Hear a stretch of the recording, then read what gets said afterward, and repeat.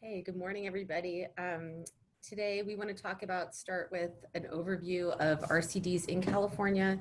You can see on the slide, the state of California is almost completely covered by these individual resource conservation districts. And as you can see from the legend, they are grouped regionally and then really vary to a pretty extreme extent in size and also what they work on depending on where they're located in the state, their partners, and what they focus on. Typically, most districts are focusing on uplift of resources, water quality, quantity, soil health, sensitive species, sustainable ag, and education and outreach.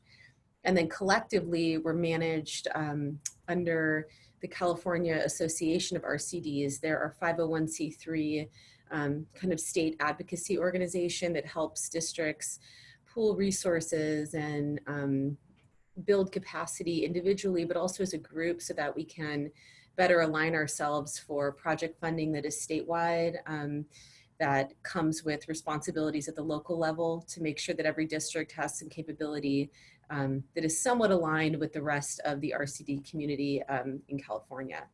And so just to give an example, district range, the Inland Empire RCD is headquartered in Redlands. We're halfway between Los Angeles and Palm Springs and have about a 1,300 square mile service area. One of our project highlights is on the screen. That's one of the things we work on the most, invasive species control. We have some people removing Tree of Heaven, a really invasive plant around here that requires initial herbicide treatment followed by biomass removal that has to be done by an arborist crew, which obviously necessitates some significant funding. We want to make sure that that kind of work is captured so that we can have the public be aware of the services we're providing in a way that makes sense. We operate off a pretty considerable annual budget, the majority of which is funded by property tax. We're very lucky that way. And then contrasted to us, we've got another example district, the RCD of Greater San Diego County. They have over 3,000 square miles, so they're 2.5 times our size.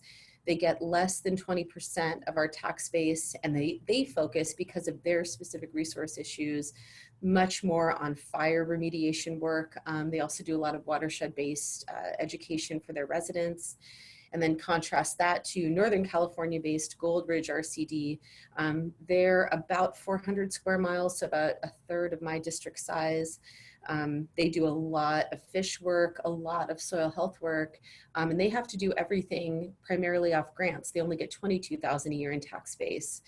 So looking at the sampling of 3 districts, I think provides an overview of just the extreme variance in what districts do and how they work. But collectively, we all began to agree in the past few years that the need for data collection, accurate management, and the ability to access that data as individual districts and as regions and as a state was becoming more and more important as we're asked to be transparent, but more, for reasons that are a little bit more practical, funding and our requests for advocacy on our behalf so that we can continue operations.